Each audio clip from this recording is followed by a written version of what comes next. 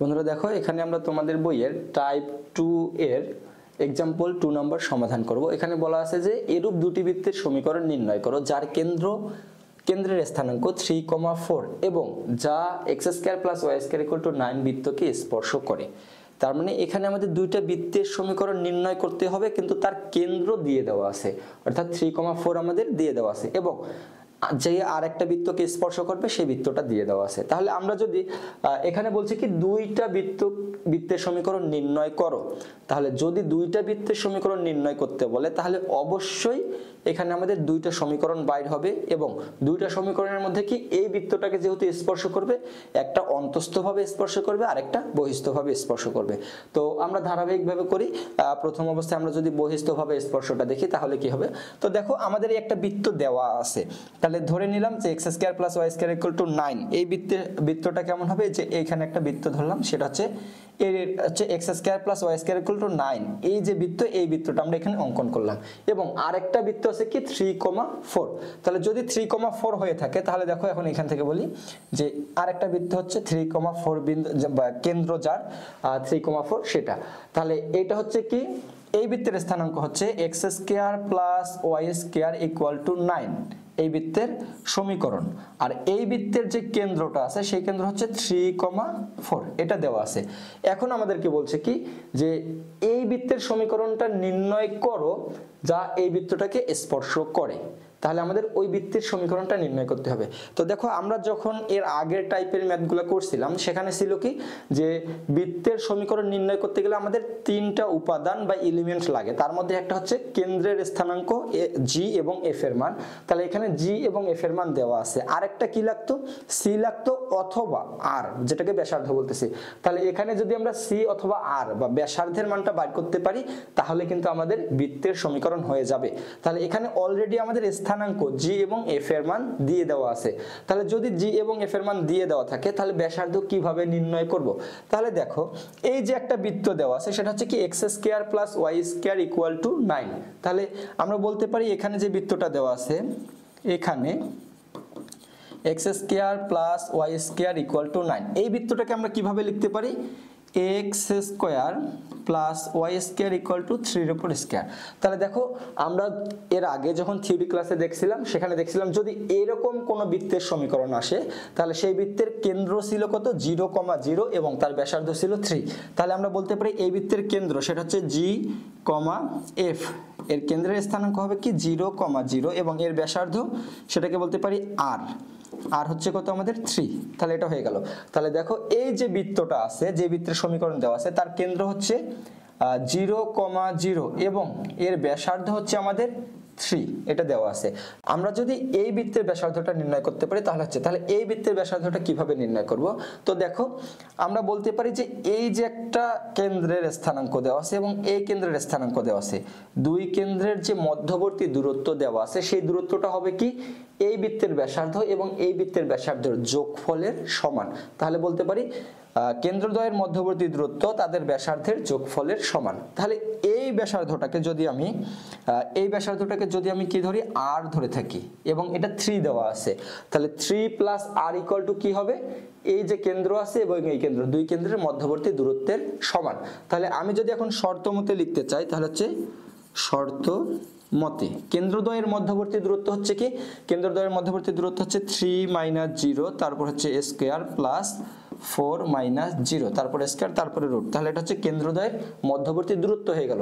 এটা কি হবে, আমাদের যে ব্যাসার্ধ যে আছে ব্যাসার্ধের যোগফলের সমান বা সমষ্টির সমান। তাহলে এখানে বলতে পারি 3 + r এটা। তাহলে এখান থেকে আমাদের কত আসতেছে, 5 আসতেছে = 3 + r। তাহলে এখান থেকে আমরা r এর মানটা পেয়ে যাচ্ছি কত, 2। তাহলে দেখো, এই যে 2 পাইলাম, 2টা হচ্ছে কি এই r এর মানটুকু পাইলাম। তাহলে এই r হচ্ছে কি ব্যাসার্ধ। তাহলে একটা বৃত্তের যদি কেন্দ্র দেওয়া থাকে আর ব্যাসার্ধ দেওয়া থাকে তাহলে আমরা বৃত্তের সমীকরণ নির্ণয় করতে পারবো। তাহলে আমরা বলতে পারি যে অতএব নির্ণয় বৃত্তের সমীকরণ।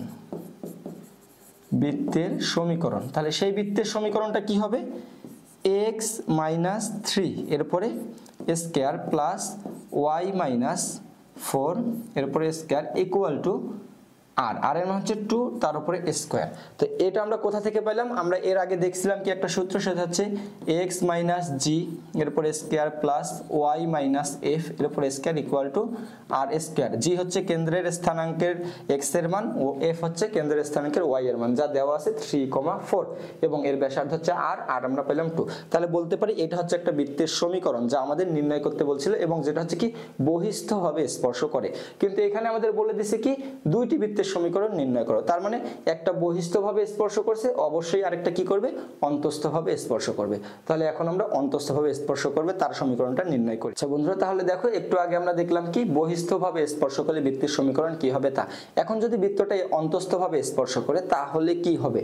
তো অন্তস্থভাবে স্পর্শ করলে দেখো এখানে একটু কনফিউশন হয়ে থাকে, সেটা হচ্ছে যে কোন বৃত্তটা বড় হবে এবং কোন বৃত্তটা ছোট হবে, এটা নিয়ে একটু কনফিউশন থেকে থাকে। তো এখন দেখো আমাদের বলছে দুটি বৃত্তের সমীকরণ নির্ণয় করো যার কেন্দ্রের স্থানাঙ্ক 3,4। তাহলে 3,4 দেওয়া আছে কিন্তু এর ব্যাসার্ধের কোনো মান দেওয়া নাই। তার মানে আমরা যেই বৃত্তের সমীকরণটা নির্ণয় করব অবশ্যই সেই বৃত্তটাই ছোট অথবা বড় হইতে পারে। কিন্তু এই যে বৃত্তটা দেওয়া আছে এই বৃত্তের তো 9 দেওয়া আছে, অর্থাৎ তার ব্যাসার্ধ 3 ফিক্সড থাকবে, এটার কোনো চেঞ্জ হবে না। যদি তা কখনো চেঞ্জ না হয় তাহলে তা তো আর চেঞ্জ হতে পারতেছে না, অর্থাৎ বড় বা ছোট হইতে পারতেছে না, ওইটাই আছে। কিন্তু আমরা যে বৃত্তটা নির্ণয় করব সেটা কি বড় হইতে পারে, তাহলে অবশ্যই আমাদের কি হবে 3,4 এই বৃত্তটা 3,4 যে বৃত্তের কেন্দ্র হবে সেই বৃত্তটা বড় হবে এবং ভিতরে থাকবে কি যার ব্যাসার্ধ হচ্ছে 3। তাহলে যদি আমরা অঙ্কন করি একটু, তাহলে কিভাবে অঙ্কন করব দেখো, এখানে ধরে নাও আমাদের যে বৃত্তটা বৃত্তের সমীকরণ নির্ণয় করতে বলছিল সেটা হচ্ছে এই বৃত্তটা এবং আমাদের যেটা দেওয়া আছে বৃত্ত সেটা হচ্ছে কি এই যে এই বৃত্তটা, যেটা কি করছে অন্তস্থভাবে স্পর্শ করছে। এবং যে বৃত্তের সমীকরণ দেওয়া আছে আমরা এর আগে দেখলাম যে এর কেন্দ্রের স্থানাঙ্ক হচ্ছে কি 0,0 এবং এর ব্যাসার্ধ ছিল কত 3, তাহলে এটা হচ্ছে আমাদের 3 এইটুকু। এবং এখন আমাদের যেটা বাইর করতে বলছে সেটা হচ্ছে কি 3,4 কেন্দ্র বিশিষ্ট। তাহলে আমরা বাইর করব যে বড় বৃত্তের ব্যাসার্ধ বড় বৃত্তের সমীকরণ বাইর করব, তাহলে এর কেন্দ্র হচ্ছে কত 3,4 এবং যদি আমরা কোনোভাবে এর ব্যাসার্ধটা বাইর করতে পারি তাহলে আমাদের বৃত্তের সমীকরণ হয়ে যাবে। তাহলে এর ব্যাসার্ধ হচ্ছে কি এখান থেকে শুরু করে একেবারে এই পর্যন্ত আসবো, এটা হচ্ছে আমাদের ব্যাসার্ধ। তাহলে এইখান থেকে শুরু করে একেবারে এই পর্যন্ত এটা হচ্ছে ব্যাসার্ধ, কিন্তু এইটুকুর মান হচ্ছে আমাদের কত 3 দেওয়া আছে।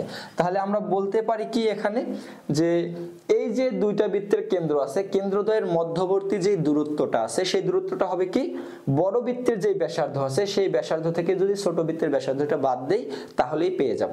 তাহলে এখন যদি আমি শর্ত মতে লিখি তাহলে কি লিখতে পারবো? শর্ত মতে যেহেতু কি করো অন্তস্থভাবে স্পর্শ করো, অন্তস্থভাবে স্পর্শ করলে কেন্দ্রদ্বয়ের মধ্যবর্তী দূরত্ব লিখতে পারি 3 - 0 এরপরে স্কয়ার প্লাস 4 - 0 এরপরে স্কয়ার তারপরে রুট। কেন্দ্রদ্বয়ের কি হয়ে গেল মধ্যবর্তী দূরত্ব কার সমান হবে? যে এই বড় ব্যাসার্ধ যেটা আছে সেটাকে যদি আমরা r দ্বারা প্রকাশ করি, বড় ব্যাসার্ধ এবং সেটা থেকে ছোট ব্যাসার্ধ বাদ দিলেই পেয়ে যাচ্ছি কেন্দ্রদ্বয়ের মধ্যবর্তী দূরত্ব। তাহলে এটা লিখতে পারি r - 3। তাহলে এখান থেকে আমরা কত পাচ্ছি যে 5 = r - 3। তাহলে এখন দেখো এখান থেকে r এর মান আসলো 8। তাহলে আমরা পেলাম কি যে বৃত্তটা নির্ণয় করব তার ব্যাসার্ধ হচ্ছে r।